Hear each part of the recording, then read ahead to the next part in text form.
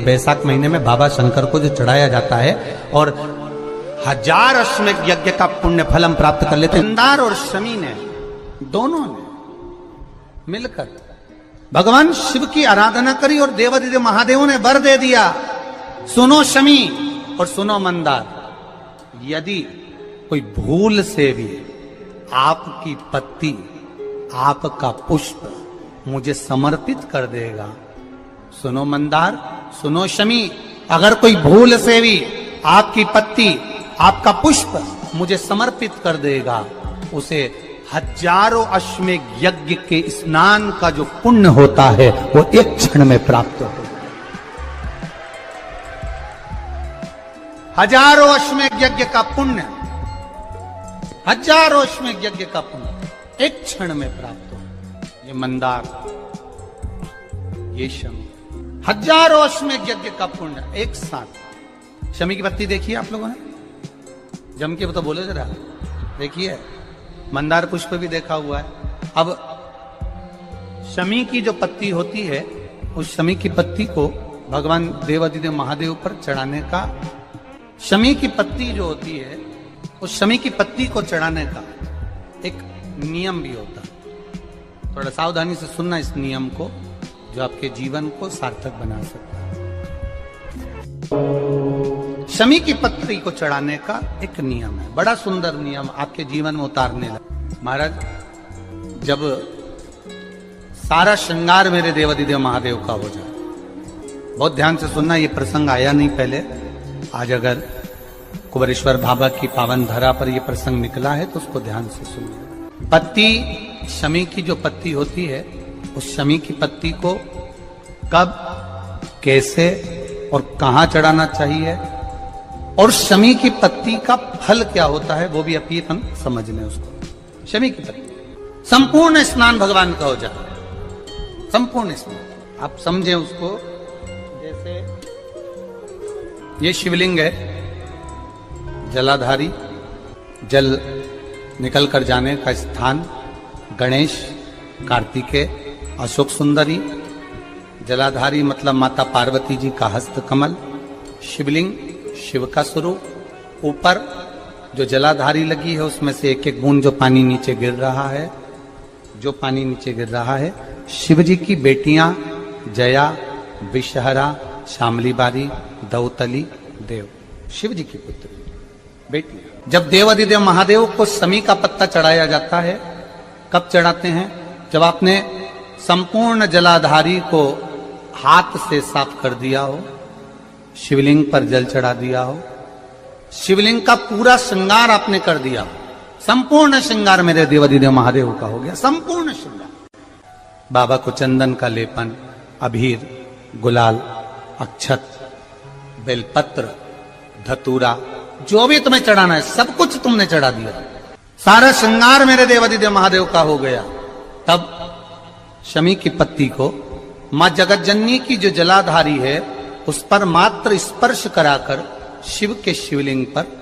आखिरी में समर्पित कर देना चाहिए, जिससे हमारी मन की जो कामना है वो मां जगत जननी देवादिदेव महादेव से उनके कानों में श्रवण कर। शमी पत्र का एक बात और स्मरण में रहे, शमी पत्र की बहुत एक बात और अपने स्मरण में लीजिएगा। शमी पत्र की जैसे शिवलिंग, जलाधारी और स्थान, जब बहुत ज्यादा मात्रा में दरिद्रता होती है, बहुत ज्यादा मात्रा में बहुत कष्टमय जीवन, जब तुम्हारी चित्त वृत्ति में आए, जब तुम्हारे मन में आए, धन भी नहीं है, पैसा भी नहीं है, बहुत दरिद्रता का जीवन है, बहुत दुखी जीवन, तब बेलपत्र और शमी पत्र का प्रयोग जरूर करके देखना। प्रैक्टिकल करने में कुछ नहीं जाता, प्रैक्टिकल करने में क्या जाता है, करके देखना। उस समय पर वो कहते हैं ना कि कोई कहने वाला कह दे कि महाराज जी, वो एक महाराज प्रवचन दे रहे थे और प्रवचन में देते देते देते देते किसी ने, महाराज जी प्रवचन दे रहे थे कि मदिरा का पान नहीं करना चाहिए, नहीं पीना चाहिए, गलत है, नाली में पड़ा होता है, व्यसन में पड़ा होता है, ऐसा पान ना करो। एक महाराज का पेचेन वाला खड़ा हो गया, उसने खड़े होकर कह दिया, ओ महाराज तुम इतनी बड़ी बड़ी बात कर रहे हो, तुम्हारा सगा भाई तो पी के नाली में पड़ा, गटर में पड़ा। महाराज जी को क्रोध नहीं आया, समझ थी। महाराज जी ने कहा भैया देख, मैं भी प्रवचन दे रहा हूं, मेरा भाई भी प्रवचन दे रहा है, मैं मुंह से समझा रहा हूं कि पीकर लोग नाली में गिरते हैं, गटर में गिरते हैं, मेरा भाई प्रैक्टिकल करके दिखा रहा है कि मत पिया। प्रैक्टिकल वाली बात है। शमी पत्र, बेलपत्र का एक बार जीवन में प्रैक्टिकल कर देखना, प्रैक्टिकल करना। जैसे आपको कहा कि आपका विश्वास अगर पक्का है, भरोसा अगर दृढ़ है, और शंकर के प्रति अगर आपका विश्वास पक्का है, शंकर कह रहे हैं, मां उमा से, मां पार्वती से, मेरा महेश कह रहा है, मेरा बाबा भोलेनाथ, मेरा बाबा विश्वनाथ, मेरा त्रिकालदर्शी कैलाशी अविनाशी कह रहा है कि हे पार्वती,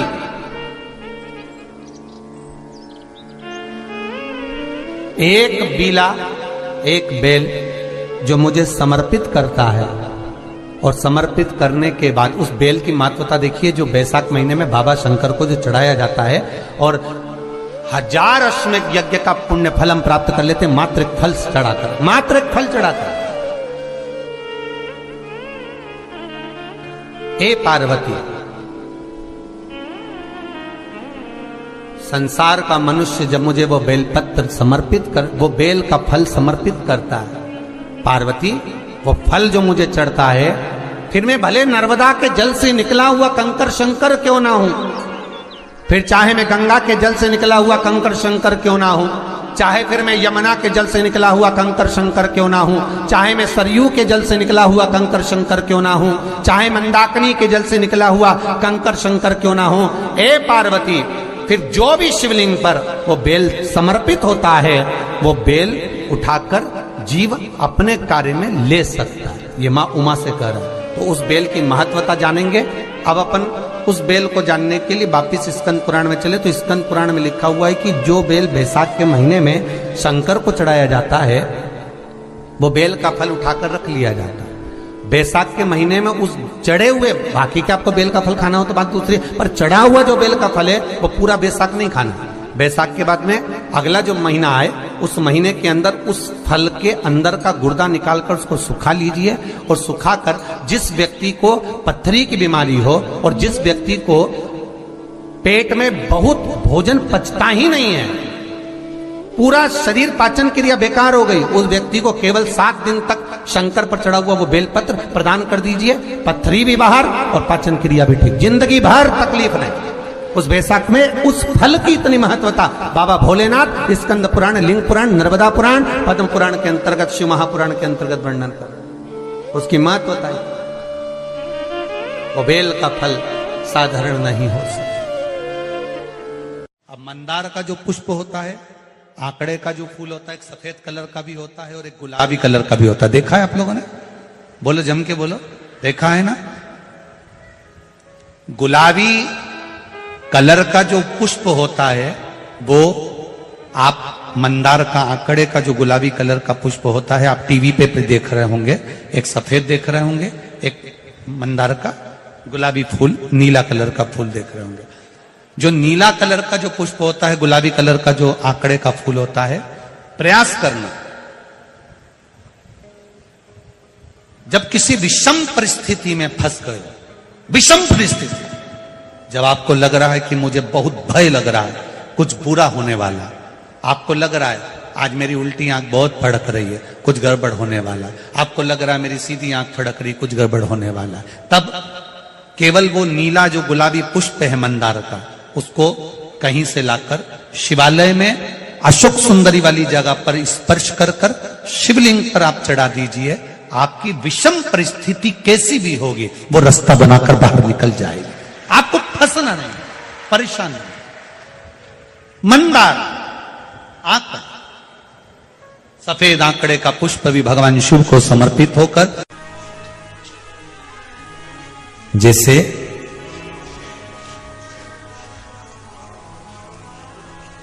बेले के फल का गुर्दा, बेल का जो फल होता है, बेलपत्री का फल, उसका जैसे गुर्दा, उसके अंदर का जो भाग होता है बेल का, वो गुर्दा, उसको अग्नि में जलाकर उसकी भस्म तैयार कर कर छान कर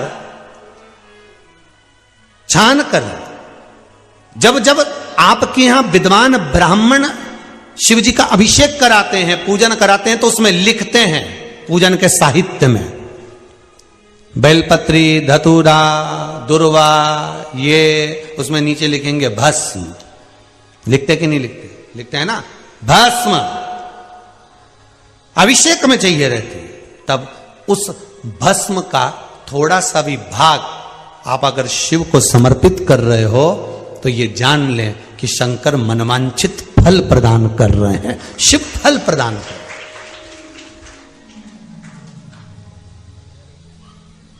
महाराज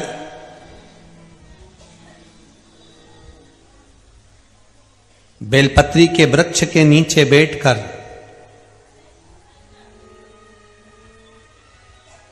हाथ में एक बेलपत्र का पत्ता रखकर आप पंचाक्षर मंत्र नमः शिवाय, ओम नमः शिवाय या श्री शिवाय नमस्तुभ्यम या महामृत्युंजय मंत्र का स्मरण कर रहे हो, पर डंडी का भाग अपनी ओर, बेलपत्र की बीच वाली पत्ती का भाग बीच वाली उंगली की ओर रखकर अगर आप स्मरण कर रहे हैं और अपनी कामना कर कर बेलपत्री के वृक्ष के नीचे बैठकर उस पत्ते को सम्मुख रखकर बाबा से विनय कर कर एकांत में उस बेलपत्री के वृक्ष की छांव में, बेलपत्री के वृक्ष की छांव आप कामना कर कर उस पत्ते को शंकर भगवान के ऊपर समर्पित कर रहे हैं, तो ये जान कर रखें कि पार्वती और शिव का मिलन करवा रहे हैं और अपनी मनवांछित फल कामना पूर्ण करवा रहे हैं। क्योंकि शिव और पार्वती का जब मिलन होता है, शंकर पार्वती जब एक दूसरे के सम्मुख में होते हैं, शिव और पार्वती जब एक दूसरे के सामने अपने बच्चों के कारण एक दूसरे के सम्मुख में आते हैं, तो उनके चेहरे पर प्रसन्नता का भाव आ जाता है। फल, मनवांचित फल की कामना आप जिस कामना के लिए कर रहे हैं, विवाह के लिए, नौकरी के लिए, सर्विस के लिए, व्यापार के लिए, रोग मुक्ति के लिए, आप जिस कामना से कर रहे हैं, ईश्वर महादेव, जो व्यक्ति पथभ्रष्ट हो जाए, जैसे मदिरा के नशे में पड़ गया, कहीं जुए में पड़ गया, कहीं मांसाहार में पड़ गया, कहीं व्यसन में पड़ गया, कहीं गलत काम में अगर कोई जा रहा है, तो श्रंभेश्वर महादेव के नाम से काली तिल भगवान शिव को समर्पित करी जाती है। महाराज काली तिल को वापस उठाकर ले आते हैं, उसी काली तिल को जो मदिरा का नशा करने वाला होता है या जो गलत व्यसन में डूबा हुआ होता है, उसको वो सुबह के समय अगर नहीं खाता तो भोजन के साथ उसको दिया जाए। श्रंभेश्वर महादेव, एक बेलपत्री का भी बहुत अच्छा प्रयोग है श्रंभेश्वर महादेव का, मदिरा पीने वालों के लिए, मांसाहार, व्यसन में, जुए में, पेशावृत्ति में, पर नारी में, गलत जगह पर जो डूबे रहते हैं उनके लिए। पहले की कथा में इसका वर्णन किया है बेलपत्री का। श्रंभेश्वर महादेव, एक बार सब बोलेंगे, कौन से महादेव? श्रंभेश्वर महादेव। फिर जम के बोल लो एक बार, श्रंभेश्वर महादेव। जब हमारे घर में क्रोध बढ़ता है या कोई गलत कार्य में जाने लगता है, तो श्रंभेश्वर महादेव का हमें शरणागति लेना चाहिए, श्रंभेश्वर महादेव का पूजन करना चालू कर देना चाहिए। कई लोग कहते महाराज जी, श्रंभेश्वर महादेव का मंदिर कहाँ मिलेगा, हम कहाँ पूजन करने जाए? कहीं नहीं जाना, तुम्हारे घर के पास में जो शंकर जी का मंदिर है वहीं जाओ, उसी देवालय में, उसी मंदिर में जाओ, श्रंभेश्वर महादेव के नाम से जल चढ़ाना प्रारंभ करेंगे। वो जल जो गलत संगत में पड़ा हुआ है उसका आचमन कराना प्रारंभ करेंगे, अपने आप उसकी धीरे धीरे बुद्धि सुधरना प्रारंभ हो जाएगी। ऐसा श्रंभेश्वर महादेव का